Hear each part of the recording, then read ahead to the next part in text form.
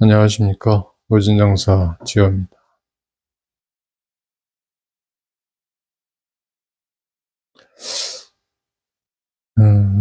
영안에 대해서 말씀을 드렸고,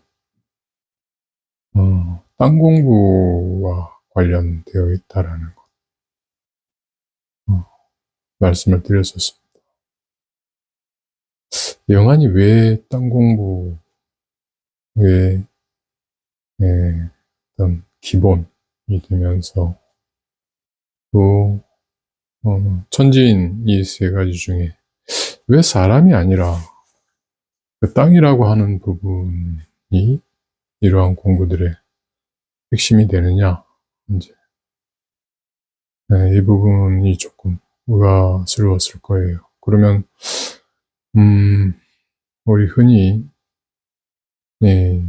어떤 성스러움이나 이런 것들이 하늘에 비유되거나 뭐 성스러운 것이 하늘에 있다거나 라고 하는 통상적인 어떤 개념으로 비교를 해봤을 때 공부를 하는 것이 결국에 하늘을 지향해 가는 것이 아니냐. 그래서 공부에 대한 비중을 하늘에도 두어야 되는 것 아니냐. 이렇게 생각하실 텐데 왜 하늘에 대한 부분이 아닌 땅이라고 하는 부분, 그리고 특히 영안이라고 하는 부분 안에 더 무게를 두느냐에 대해서 아마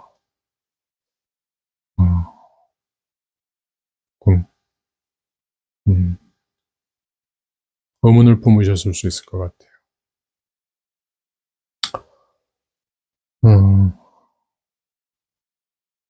이 공부를 이렇게 수행하다 보면 천지인 세 가지를 어디에다 더 비중을 두느냐도 그 공부의 전체적인 방향성을 결정짓습니다만은 결국에 이제 보이는 것과 보이지 않는 것 사이에 어디에 더 주안점을 두느냐가 또 굉장히 중요한 특성을 만들어내게 됩니다. 대부분의 종교들이 다 보이지 않는 것에 대해서 즉 어떤 영속적인, 영적인 혹은 뭐 어떤 그 이념적인 이상세계를 추구하기 때문에 현실적인 부분보다는 이제 어떤 저런 초월적인 부분을 모두 다 지향을 하게 되는데 그 지향하는 과정 안에서도 우리 눈에 보이는 어떤 한계 안에서 초월적인 부분 안을 규정하거나 한정 지으려고 하는 특성들이 있는 것과 그렇지 않고 보이지 않는 어떤 그런 세계들의 개념을 먼저 설정을 하고 그것이 지상세계에서 그냥 이렇게 일부분, 부분적으로 제한적으로 이렇게 구현되고 있다라는 부분을 얘기하는 이 두 가지 특성이 있습니다. 즉 보이지 않는 것에 대해서 우리가 어떻게 접근해 갈 것인가라고 하는 부분을 보이는 세계를 기준으로 하는 것이 아니라 초월적인 관념으로서 이렇게 제시하고 또 그것을 추구해가는 부분들이 있죠. 불교는 명확하게 후자적인 관점입니다. 근데 그 후자적인 관점을 지향하는 부분 안에서도 보이지 않는 세계를 현재 지각되는 어떤 관점 안에서 현상학적으로 이렇게 규정짓거나 아니면 감각적인 부분 안에서 그것을 규정지으려고 하는 또 흐름들이 있죠. 그렇다 보니까 과연 우리가 대상을 본다라는 것. 그리고 이 보이는 세계라고 하는 부분이 예, 감각되는 것 그 이상일 수 있느냐 없느냐. 이게 굉장히 중요하죠. 그래서 우리가 감각되는 세계 이상의 어떤 것이야 라고 하면 감각되는 것을 중심으로 하는 분들은 귀신 신하라 까먹는다는 얘기하고 미신이라고 얘기를 하고 혹은 자신들이 가지고 있는 그 보이지 않는 저쪽 세계 감각 이상의 어떤 세계라고 하는 부분은 너희들보다 훨씬 더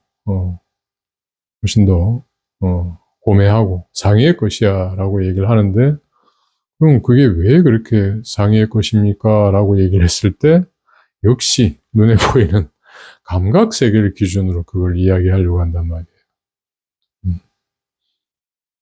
그러니까 결국에 이 솥단지 안에 뭐가 들었는지 모르지만 내가 떼는 이 솥단지 안에 들어있는 것이 네가 떼는 그 솥단지 안에 있는 것보다 훨씬 나을 거야. 내 솥단지가 훨씬 크고 내 솥단지 밑에 들어가 있는 장작들이 훨씬 크고 불이 센 걸로 봐선 내가 훨씬 더 이 안에 솥단지 안에 삶는 내용물들이 더 좋을 거야. 이렇게 얘기하고 있는 것하고 똑같거든요. 솥단지 뚜껑을 열어봐야 결국에 내가 가지고 있는 혹은 내가 현재 경험하고 있는 이 세계를 이해할 수 있습니다.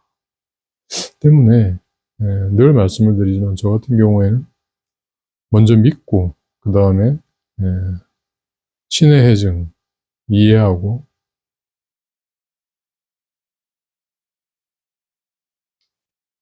신의 해증이 아니라 신의 뭐죠? 그 다음에 갑자기 생각이 안 나네요.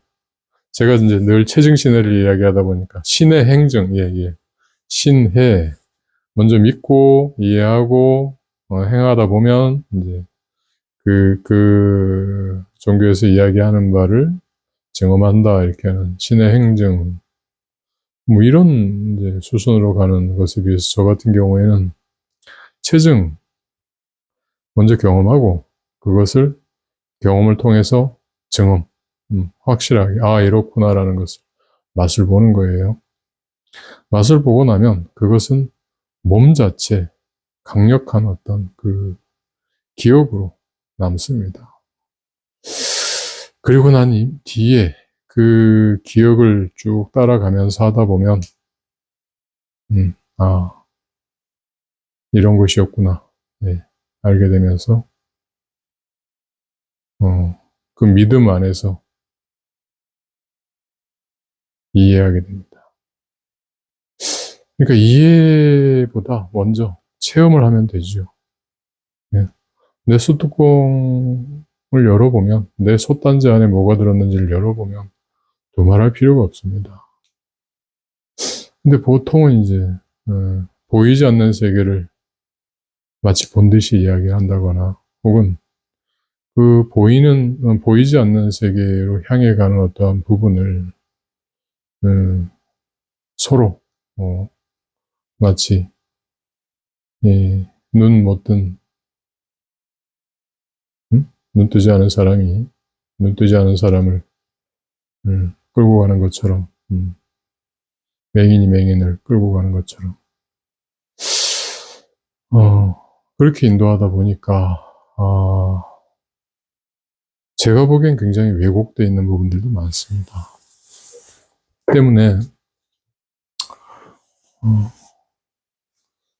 종교적 지향점이 되었던 철학적 지향점이 되었던 일단 스스로가 그 세계에 대해서 자신이 경험한 바를 바탕으로 해서 세계를 이해하고 그 이해한 바가 끊임없이 다른 여타한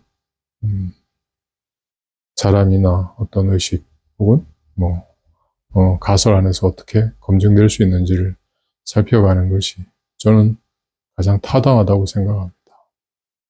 그래서 그러한 부분들을 남들에게 이렇게 그래야 한다라고 강요하진 않지만, 적어도 그러한 부분 안에서 나타난 부분들을 다른 사람에게 권했을 때, 그도 역시, 어떤 오차 없이, 제가 경험했던 부분들을 같이 겪는다라고 봐요.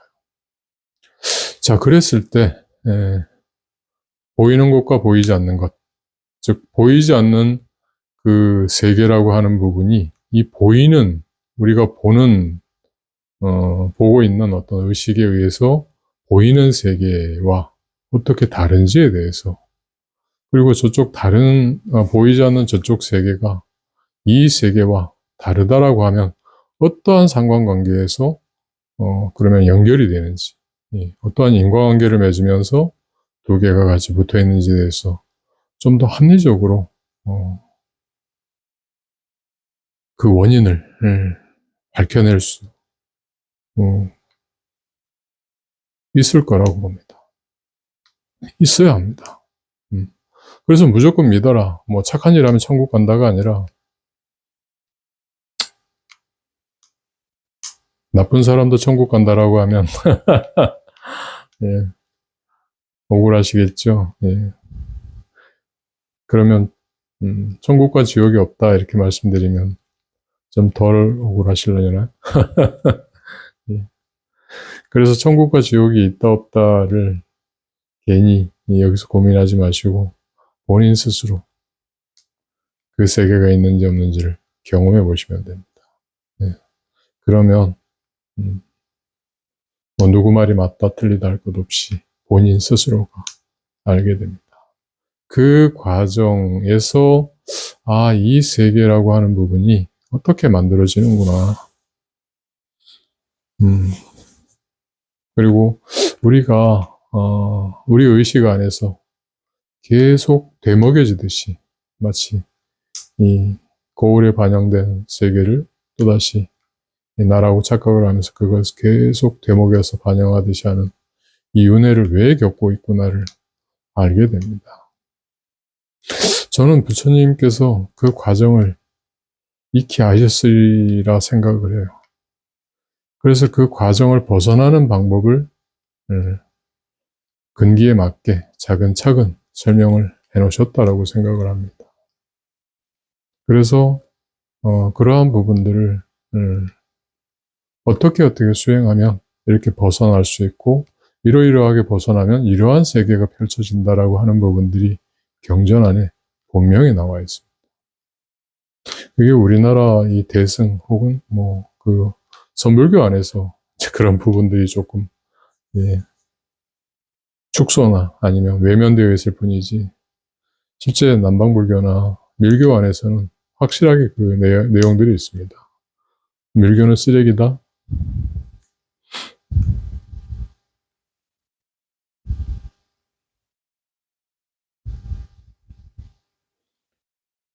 부처님의 제자라는 사람이 부처님의 말씀을 쓰레기다라고 이야기를 해요. 내가 부처가 됐어라고 얘기를 하는 거는 뭐 그렇다 치더라도 부처가 부처의 이야기를 쓰레기로 이렇게 보면 되나요? 그래서 수행하시는 분들 각자가 자기 어떤 그 능력 그리고 여력에 따라서 직접 수행을 해보고 직접 그 자기 체험을 통해서 그 증험한 바에 따라서 신행의 어떤 그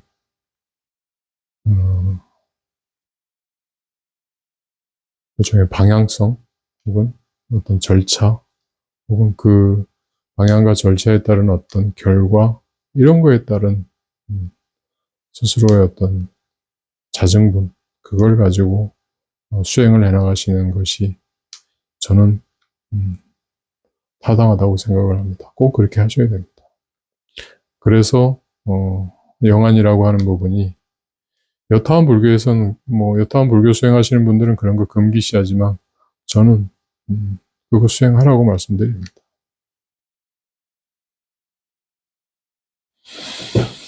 경전을 우리가 이해하지 못하는 시절이 있었어요. 그때는 절에 가서 학식이 있는, 덕망이 있는 스님들에게 법을 구하는 것이 맞았습니다. 근데 요즘은 뭐 평균적인 학력도 높아지고 또 불교 수행에 대한 정보들이 굉장히 다양하죠. 그러니까 말 그대로 정보라고 하는 부분을 독점 이렇게 하는 힌두교식의 어떤 그 특정한 시스템이라고 하는 부분들이 이제 뭐 더 이상 그렇게 힘을 발휘하던 시대가 아닙니다. 그래서 누구나 정해진 그 길을 따라가야 된다는 것이 아니라 다양한 정보 안에서 본인 스스로가 확실한 체험을 통해서 부처님께서 말씀하셨던 그러한 정보 혹은 그러한 경계 혹은 그러한 의식에 다다르시고 그런 것이 정말 확실한지 안 한지라고 하는 부분을 교차 검증해 보시고 교차 검증해 보시면 이미 부처님이 거기에 대해서 기가 막히게 명쾌하게 저술해 놓으신 경전들 분명히 인연 따라 오게 됩니다. 놀라울 정도로 아 그렇구나 부처님이 이미 이 경계에 대해서 이렇게 말씀을 하셨구나. 그리고 나보다 훨씬 앞서서 이 경계를 맛받는 선배들이 있구나. 선행 연구자들이 있구나. 그렇게 이해가 되실 거예요. 그래서 보이는 것과 보이지 않는 것, 보이지 않는 것, 보이는 것의 어떤 그 유한이라고 하는 부분을 벗어나서 보이지 않는 것이 갖는 그 무한성이라고 하는 부분으로 그리고 그 무한성으로 들어가기 위한 어떤 가장 기본적인 도구들 그리고 그 무한성과 유한성이라고 하는 이 두 가지가 상호작용하는 어떤 그 현상계와 현상계의 어떤 그 법칙들, 인과 법칙들 이러한 부분들을 스스로 한번 체득해 보시기 바랍니다.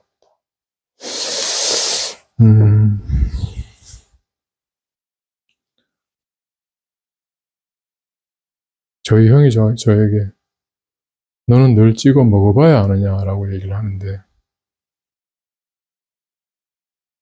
찍어 먹어봐야 아는 것이 아니라 찍어 먹어본 세계 그 경험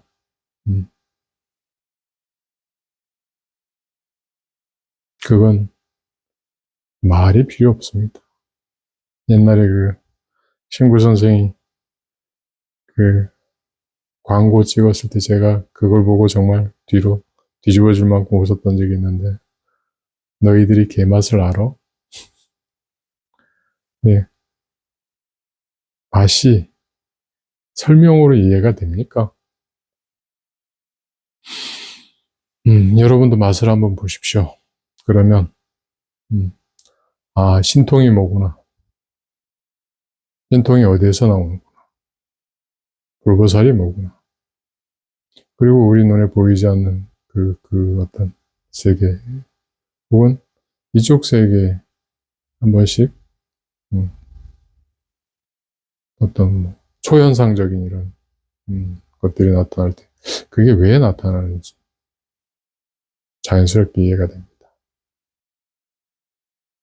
개 맛을 한번 직접 보실 것을 권합니다.